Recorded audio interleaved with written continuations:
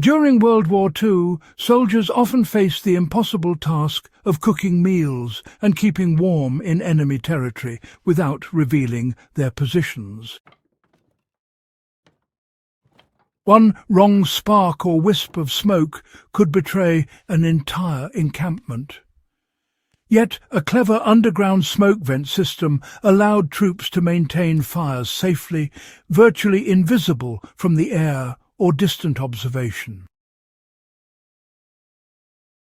Today, understanding this method isn't just a lesson in military ingenuity. It's a practical trick for modern survivalists, campers, and anyone interested in historical bushcraft techniques. The principle behind hiding smoke underground is simple but effective. Smoke rises naturally, making it one of the most visible signs of human activity in wilderness environments. Soldiers in World War II realized that if they could channel smoke below the surface, it would cool, disperse and escape without forming obvious plumes. The system relied on gravity, air circulation, and simple tunnel construction. Essentially, they built shallow underground chambers with small vertical vents that allowed fire gases to exit slowly. The smoke cooled while travelling through the soil and roots, emerging barely visible at the surface. The key was that the exit point was concealed among natural debris, leaves, low branches or rocks, so anyone looking from a distance saw nothing but a faint trace.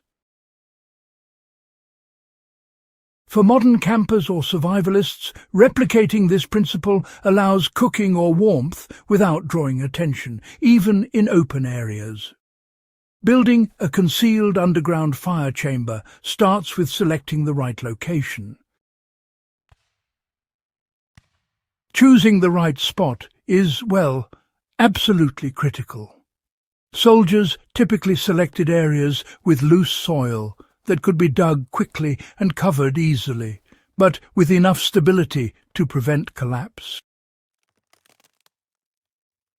The chamber needed to be near fuel sources and have minimal exposure to wind, which could accelerate smoke emission and reveal its presence. For a modern adaptation, a site under dense canopy or behind natural cover works best. Begin by marking a rectangle, roughly 2 to 3 feet long and 1 foot wide, adjusting to the fire size you need. Depth should be just enough to contain the embers and allow a short chimney vent, usually 12 to 18 inches. Too shallow and smoke escapes too quickly. Too deep and airflow is restricted, making the fire hard to sustain. Creating the underground tunnel and vent requires precise angles. The tunnel itself is a simple excavation, but the angle is crucial. In World War II, soldiers angled the vent upwards at roughly 30 to 45 degrees from the fire chamber to the surface exit. This allowed smoke to rise naturally through the tunnel without building pressure inside the fire pit. The vent's opening was camouflaged using leaves, branches, or a layer of sod. You see, soil and root layers above the vent actually help to cool the smoke and break up its density, which in turn prevented that telltale column of grey vapour that usually gives away a fire. For practical application today, a small diameter tunnel, reinforced with stones or clay for stability, ensures that smoke flows steadily while still keeping the fire oxygenated enough to burn consistently. Maintaining the fire underground really requires controlled fuel and airflow. A hidden fire behaves quite differently from an open fire.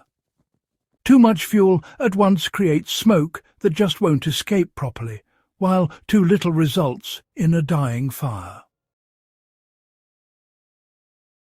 Soldiers use small dry sticks and tightly controlled embers to maintain a low, hot flame. The tunnel acted as a chimney, but it also limited oxygen, so fires were started in stages, adding fuel gradually. For anyone recreating this technique, using thin twig shavings or charred wood pieces works best.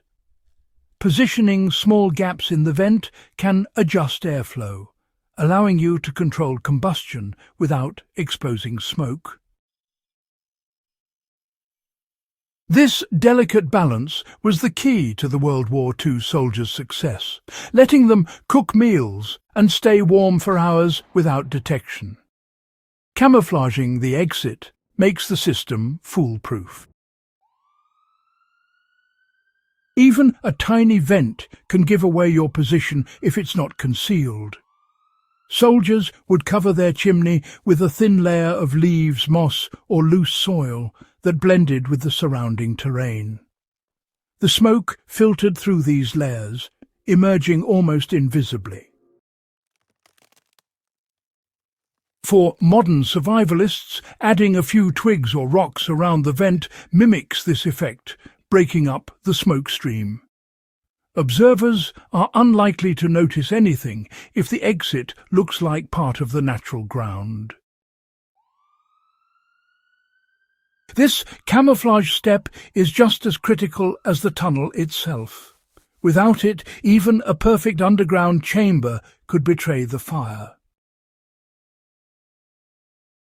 So, understanding the advantages of the underground smoke vent today, well, beyond just historical curiosity, this technique actually has some really practical benefits. It reduces the risk of fire by keeping embers safely underground, gives you a much more controlled heat source, and, it lets you cook without drawing attention in wilderness or survival situations. It's also a fascinating lesson in efficient design, using natural principles like cooling, airflow, and camouflage to solve a problem that, honestly, modern technology often tackles with pretty complex gadgets. Whether you're into historical reenactment, bushcraft, or just practical survival, mastering this system gives you a skill that, well, very few modern campers really understand. This World War II underground smoke vent trick may seem simple, but it's really a remarkable example of human ingenuity under pressure. By combining careful excavation, controlled combustion, and clever camouflage, soldiers managed to create a safe, effective way to maintain fires while, remaining hidden. Anyone looking to explore bushcraft history or perhaps enhance their survival skills can replicate this technique safely with minimal materials.